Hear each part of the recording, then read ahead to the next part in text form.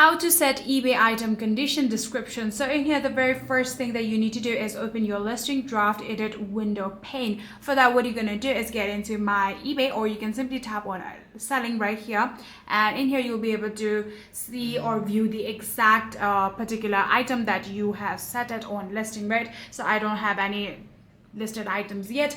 If you do have, then you'll be able to go to the condition structure section block and then select the standardized tire description matching your item. For example, it could be new with tag or open box or used, right? So after doing that, you need to now locate the condition description text box immediately below the drop down and then type clear details, explicitly highlighting the scratches, missing components or wear marks to inform prospective to buyers. And that is all you need to do in order to set your eBay item condition descriptions. If you guys do have any further queries, please let me know in the comment section down below, and that is it for the video.